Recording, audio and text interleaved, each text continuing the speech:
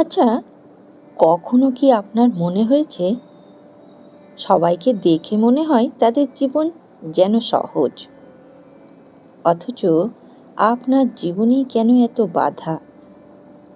কখনো কি মনে হয়েছে আপনি কাউকে কষ্ট দেননি, তবুও কেন বারবার আপনাকেই কাঁদতে হয়? কখনো কি গভীর রাতে নিঃশব্দে ঈশ্বরকে জিজ্ঞাসা করেছেন, আমি কি ভুল করেছি? আর কোনো উত্তর পাননি? যদি এই প্রশ্নগুলো কখনো আপনার হৃদয়ে জেগে থাকে, তাহলে আজকের এই কথাগুলো হয়তো আপনার জন্যই।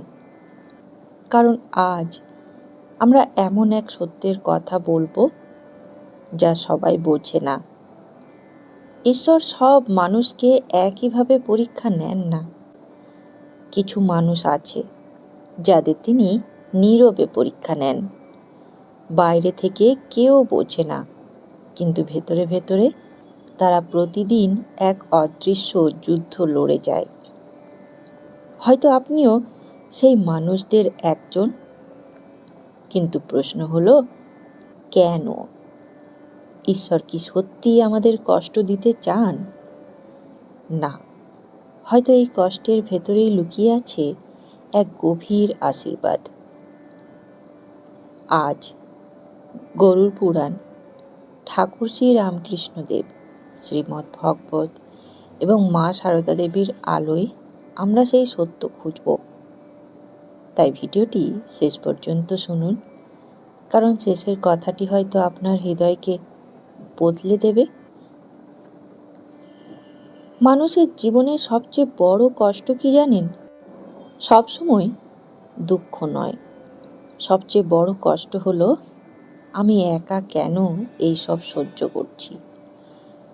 যখন বারবার চেষ্টা করেও ফল মেলে না, যখন নিজের মানুষগুলোও বুঝতে পারে না, যখন মনে হয় ঈশ্বরও যেন নীরব, তখন ভেতরে ভেতরে মানুষ ভেঙে পড়ে। বাইরে হাসি থাকে, ভেতরে কান্না। বাইরে স্বাভাবিকতা, ভেতরে ঝড়। আর এই জায়গাতেই অনেক মানুষ ভুল করে বসে। তারা ভাবে ঈশ্বর আমাকে ভুলে গেছেন। কিন্তু যদি সত্যি এটা উল্টো হয়, যদি ঈশ্বর আপনাকে ভুলে না গিয়ে বরং বিশেষভাবে গড়ে তুলছেন, ভাবুন তো, সোনা আগুনে না গেলে কি খাঁটি হয়? মাটির দলা আঘাত না পেলে কি মূর্তি হয়? বীজ অন্ধকার মাটির নিচে না থাকলে কি বৃক্ষ হয়? তাহলে মানুষের আত্মা পরীক্ষা ছাড়া কিভাবে শক্ত হবে? গরুর পুরাণে জীবনের দুঃখকে শুধু শাস্তি বলা হয়নি, অনেক সময় তা আত্মার শিক্ষা। কিছু দুঃখ আমাদের পুরনো কর্মের ফল, আর কিছু দুঃখ আমাদের পরিশুদ্ধ করার পথ। এই পার্থক্য বোঝা খুব জরুরি, কারণ সব কান্না অভিশাপ নয়, কিছু কান্না মুক্তির দরজা। চলুন এবার গভীর একটি কাহিনী শোনা যাক। এক দরিদ্র ব্রাহ্মণ ছিলেন, অত্যন্ত সৎ, ধর্মপরায়ণ, সত্যবাদী। কিন্তু তার জীবনে ছিল শুধু কষ্ট, অভাব, রোগ, অপমান। দিনের পর দিন তিনি ঈশ্বরের নাম করতেন, তবুও অবস্থার বদল হতো না। একদিন ভেঙে পড়ে তিনি আকাশের দিকে তাকিয়ে বললেন, প্রভু, যারা অন্যায় করে তাদের তো ভালোই চলছে, আর আমি কেন? সেই রাতে তিনি এক অদ্ভুত স্বপ্ন দেখলেন, এক ভয়ঙ্কর অথচ দিব্য আলোকময় দৃশ্য। এক দূত তাকে অন্য এক জায়গাতে নিয়ে গেল।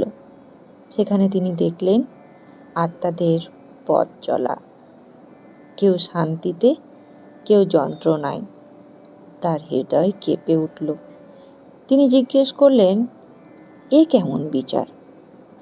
উত্তর এলো, যা দেখছ তা কর্মের প্রতিফল। কিন্তু হঠাৎ তিনি নিজের অতীতের এক ঝলক দেখলেন, এবং যা দেখলেন তা তিনি স্তব্ধ। সেই দৃশ্য দেখে ব্রাহ্মণ স্তব্ধ হয়ে গেলেন। তিনি দেখলেন, এই জন্মে তিনি সৎ হলেও বহু আগের এক জন্মে তিনি এক অসহায় মানুষকে অবহেলা করেছিলেন। কাউকে প্রতারণা নয়, বড় কোনো অপরাধও নয়, কিন্তু এক মানুষের কান্নাকে তিনি গুরুত্ব দেননি। আর সেই ক্ষুদ্র অবহেলাই ঢেউ। সময় পেরিয়ে আজও ফিরে এসেছে। ব্রাহ্মণের চোখে জল এসে গেল। তিনি বললেন, তাহলে কি আমার সব কষ্ট শুধু শাস্তি? উত্তর এলো, না, সব কষ্ট শাস্তি নয়। কিছু কষ্ট আত্মাকে জাগিয়ে তোলার জন্য আসে। যাদের হৃদয় কোমল, যাদের ভেতরে ঈশ্বরের দিকে ফেরা শক্তি আছে, তাদের কখনো কখনো নীরবে পরীক্ষা নেওয়া হয়। এই কথাটি শুনে ব্রাহ্মণের বুক কেঁপে উঠল, কারণ তিনি বুঝলেন, ঈশ্বরের নীরবতা মানেই অনুপস্থিতি নয়। অনেক সময় এই নীরবতায় গভীর উপস্থিতি। আপনার জীবনেও কি এমন হয়েছে? আপনি কি কাউকে হারিয়েছেন? বারবার অপমান সহ্য করছেন, চেষ্টা করেও ফল পাচ্ছেন না? তাহলে এই কথাটি মনে রাখুন, সব হারানো শেষ নয়। কখনো কখনো সেটাই নতুন পথের শুরু। ঠাকুর শ্রী রামকৃষ্ণদেব বলতেন, যত মত তত পথ। আবার তিনি বলতেন, ঈশ্বরের দিকে এক পা এগোলে তিনি 10 পা এগিয়ে আসেন। এই কথার ভেতরে কি গভীর সান্ত্বনা আছে জানেন? আমরা ভাবি ঈশ্বর দূরে, কিন্তু ঠাকুর বলেছেন, তুমি শুধু সত্যিকারের মন নিয়ে ডাকো, তিনি আসবেন। আমাদের দুঃখের বড় কারণ হলো মায়া। আমরা যা হারাই তাকে চিরস্থায়ী ভেবে আঁকড়ে ধরি। সম্পর্ক, অর্থ, সম্মান, কিন্তু এগুলো পরিবর্তনশীল। এই পরিবর্তনশীল জিনিসকে স্থায়ী ভেবে ভালোবাসলেই জন্মায় দুঃখ। ঠাকুর শেখালেন, ঈশ্বরকে ভালোবাসো, তাহলে হারানোর ভয় কমে যাবে। কারণ জগতের সব বদলায়, কিন্তু তিনি বদলান না। একজন মানুষ কেন পরীক্ষায় পড়ে জানেন? কারণ তার ভেতরে এমন কিছু আছে যা গড়ে তোলা দরকার। যেমন ধৈর্য, বিশ্বাস, করুণা, আত্মসমর্পণ। এই গুণগুলো আরামে জন্মায় না, এগুলো জন্মায় কান্নার ভেতর। এবার শোনো গীতার বাণী। শ্রীমদ্ ভগবত গীতায় ভগবান বলেন, তোমার অধিকার শুধু কর্মে, ফলে নয়। কি গভীর শিক্ষা! আমরা দুঃখ পাই কেন? কারণ আমরা ফল আঁকড়ে ধরি। আমি এটা করলাম তাই এটা চাই, আমি প্রার্থনা করলাম তাই এই ফল চাই। কিন্তু জীবন সবসময় আমাদের ইচ্ছে মতো চলে না, আর সেখানেই ভাঙন। গীতা বলছে, কর্ম করো, বিশ্বাস রাখো, ফল ঈশ্বরের হাতে ছেড়ে দাও। আরেকটি বাণী, সুখ দুঃখকে সমভাবে গ্রহণ করো। এটি সহজ নয়, কিন্তু আত্মার শান্তির পথ এটাই। শ্রী শ্রী মা সারদা দেবী বলতেন, যদি শান্তি চাও কারোর দোষ দেখো না। আমরা কষ্টের সময় চারিদিকে দোষ খুঁজি। ও আমাকে বুঝলো না, ও আমার সঙ্গে অন্যায় করলো, ঈশ্বরও আমাকে সাহায্য করলো না।